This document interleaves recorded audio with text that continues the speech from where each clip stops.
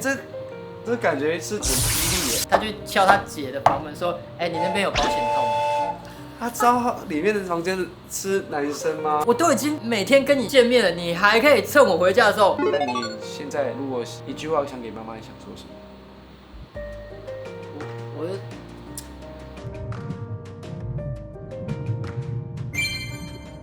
按订阅不用钱啦。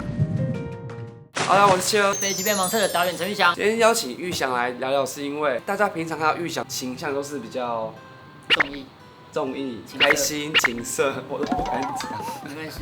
然后就想说，我今天想带你们认识玉祥的心理层面，想把他心拨开来。然后我就想来聊你从以前你的童年到现在怎么样的心情，到现在的你。那请问一下，你第一次有恋爱感觉是什么时候？你很会问问题耶，就是第一次有爱人的感觉，是在我高中的时候。那很现在的 gay 大的时候了耶！以我年长前对同学没有任何的喜欢吗？就是会有一些什么女生啊，国中有交过女朋友，我就知道她是我女朋友，可是我不会想牵她的手，我也不会想亲她或抱她。然后我送她到家门口，一起坐计程车。哎，你家大楼，你可以下车了。我也没有想要就是跟她 kiss goodbye 干嘛。我国中我没有这种感觉。你国中会搭计程车？我国中就搭计程车。为什么？你好前面哦！我住泸州，那时候晚上没公车，我只能搭计程车回家。你好前面，我搭计程车我不可能哎，因为我家真的住太远，因为我是宜兰人，然后一定要赶最后一班公车，差不多6点的公车或5点，然后就回家了。好早。然后就没有什么搭计程车，因为太贵了，而且家太远。所以你第一次是在高中的时候，我第一次有恋爱爱人的感觉，会因为他吃醋，然后因为他怎么样这种。会，然后会神魂颠倒，就是会一直想他，一直想见到他，然后想一直看结局说怎么不回这样子。对，而且重点来了，他是我学姐的校外朋友，他不是我们学校的人，他是我学姐的校外朋友，然后就是他带来我们社团，我们那时候有个社团，我是啦啦队的。你是啦啦队？我是啦啦队，真的假的？对，他就会看我们练习，我就觉得说天哪，这男的怎么会这么帅，爆干帅，男生，然后又不敢跟他讲话，我就以为他是学姐的男朋友，殊不知是 gay 吗？还不知道，但后来我们那时候都有 Club 1069交友，他有在里面，没有，他写信给我。现在的 gay 应该都不知道了，要很年长的 gay 拓风交友网，还没有成为拓网的时候，是在 Club 1069的照片交友，他写信给我。真的哎，这感觉是很激励耶。这个下他说竟然真的是 gay，对，我就说你不是小佩学姐的朋友吗？他说对。他后来是怎么样发展？后来就约出来，但是就是约出来单独没有学姐的见面，然后他找我去他家过夜。啊，第一次过夜有发生什么样的故事？就发生简单的嘴巴，还是有要侵入式的？有要侵入式，然后他没有保险套，他去敲他姐的房门说：“哎，你那边有保险套吗？”他知道里面的房间是男生吗？那时候我16岁，他19岁。那一次感受是谁当主动方？他是公这样，他也是第一次，但他现在都变瘦。爆料人家。那你那次也是人生中第一次当？我那时候对，那时候真的是第一次。真的，那一次是什么样的感受？第一次又是笑想很久了，对，就那种跟偶像做爱的感觉，就是蛮痛的。那还有什么样的发展吗？后来就是我们在一起3个月，我们那时候真的是每天出来超黏，如漆似胶这样。为什么才3个月？就已经每天出来了。他有一天就是趁我晚上已经回家的时候，然后他就是上那个对男同志聊天室，他就约别人去洗温泉。来咯，我怎么发现这件事？就是在他家玩游戏的时候，然后就看到他电脑的信箱，奇摩信箱是打开的，我就看到一封信，就写说昨天跟你洗温泉很愉快。我就打开，是他们洗温泉的照片，然后他就把他们2个洗温泉的照片寄到我前任的信箱，要感谢我前任，然后就被我抓到。我都已经每天跟你见面了，你还可以趁我回家的时候去跟网友洗温泉，他就也承认。那你当初知道自己性向的当下，有跟自己拉扯吗？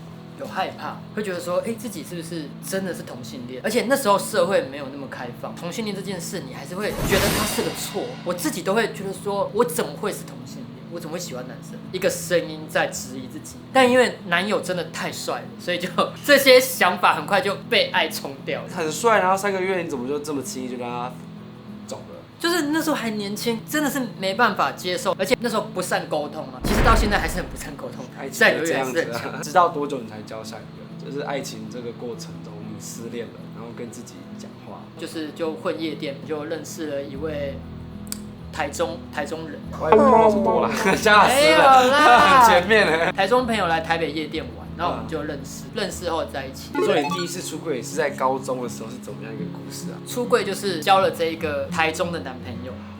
还刚好衔接故事。我跟你讲，就是这个台中男朋友让我出柜。台中男朋友就是他没地方住，所以他只能住我家。然后他住我家，他在我出去打工的时候，他都不敢出门，所以他也没办法上厕所，他只敢在房间嘛。而我房间没厕所啊，对，因为他怕房门外有我爸妈，他不想看到我爸妈，他不知道怎么沟通，很尴尬。他上厕所的方式就是拿那个保特瓶尿在那个保特瓶里面等我回家，然后他也不敢吃饭嘛，所以他就是等我回家买晚餐给他吃这样子。他就看到我就很生气，他说我让他压力很大，我都没为他着想。这是自己自愿的啊，不然那你干嘛不出去？对，我想说，那你干嘛不出去？而且我钥匙有给你，你为什么不下去吃饭？他就是把事情都怪在我身上，然后他就行李收一收，他就要回台中。那就那时候就去吃东西，然后上厕所啊，奇怪，你都敢出去了。对，3更半夜，他就提着行李冲下去。住泸州嘛，泸州就是很偏远，然后很安静，然后那边的住户都小型社区嘛，对，然后也没什么商店，都是住宅区。对，都住宅区。所以他冲下去的时候，他提着行李，他在大马路的时候，我就叫他，我说田守仁，你给我站住！他就站住，他就跟我吵架嘛。然后吵架的过程，全部的街坊邻居都打开窗户来看，因为很精彩啊，大家要看热闹，两个男的为爱在那边吵架。然后我妈也醒了，我上去的时候呢，我妈妈坐在客厅的沙发，然后我就心想说，完了，那个刚刚街坊邻居那么多，我妈一定也看到了。然后我想装没事，回房间，我妈就直接跟我说，你刚才你安尼，我妈妈就伤心没，就讲完这句话，她就回房间。我其实那时候是当下有点内疚。那后来妈妈怎么样回应你？在这个月，那个月就换我不敢回家，换我去台中找他。真的假的？还没分，你们因为这样跟他分，就是要分。香啊！没有，但是我那时候又很爱他，我那时候又被爱冲昏头，我很容易被爱冲昏头。我也发现家里的气氛有点肃杀，我就赶快也收拾行李，换我。然后换你妈妈半夜把你叫住。没有，就换我隔天赶快做统联去台中找我男朋友。然后就消失1个月，离家出走我就真的离家出走一下。妈妈没有找你。妈妈没有找我。啊？就是可能对我也蛮失望。台北的小孩真的很前卫。对，而且我后来可以了解为什么我那个男朋友会那么杜浪，因为呢，我们家就是比较穷的那种一般泸州的房子，这样很旧旧的。我那个台中男朋友的家是非常华丽、非常豪华，他的房间有自己的厕所，所以他才会住我家住的那么不爽。就只因为这样吗？贫富差距那时候就出现，当然不负责任啊，不行。那时候大家都还年轻啊，那时候我们才17，刚满18，都还很年轻啊。那你跟妈妈这次出柜之后，后来她怎么回应？后来就都不谈，就都没有人在。一见到现在，大家就到现在。那你现在如果一句话想给妈妈，你想说什么？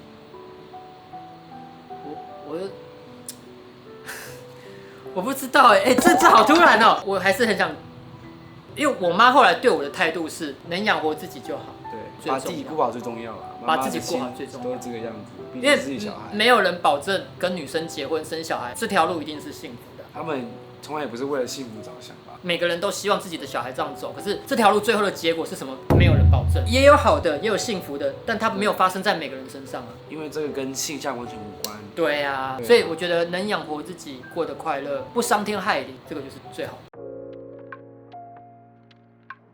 我去年交的那个前任，因为实在太有苦难言了，因为我又不能公开的说这些事，因为他有对我做一些言语上的羞辱，那我又不能反击，因为人家就会说什么我就是仗着人气公审他什么有的没的。对啊，我觉得很委屈，所以我就拍了一部微电影来陈述这整件事。还有就是艺术家，我就跟泰勒斯一样，就是我没办法回击回嘴嘛，那我就宣泄在我的作品上。那你这段感情中有学到什么？盲测这时候交这一位，心态更奇怪，因为你知道做盲测，我们这种情色产业，其实我自己会觉得说能够谈到恋爱不容易，有人还会想要跟我们谈恋爱，我觉得这是不容易的事情，因为我们的职业比较特殊，所以自己就会把自己的身段再放得更卑微一点。我现在想想，其实不该是这样，很病态。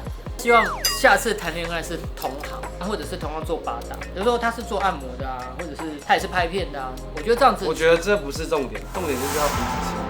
永远不会因为同行怎么样就会比较顺利啊。好像也是。对啊，是爱情最简单的成分就是无条件相信彼此。那我对谈恋爱还是蛮热情的，就是我不会因为之前的感情怎样，我就害怕付出干嘛。我就是遇到喜欢的人，我还是会重新洗牌，就是当做是第一个遇到他这样子，而不是说某一任对你怎么样，你受伤了，然后你就会因此防范，这完全不是你我不会把出来的说的点。我不会把别人的错加注在他身上。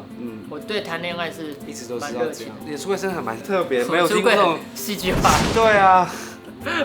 好，讲这么多，谢谢玉祥分享他的价值观，还有他的初恋跟出柜故事。不知道你们看这集有没有更了解玉祥，知道他原来他这么多作品里面也有他的一些感情故事跟他的艺术。好了，谢谢玉祥，然后喜欢影片就帮先生左上角他就可以追踪，拜拜。他推特啦，对，然后记得去订阅《脾气盲测》，拜拜。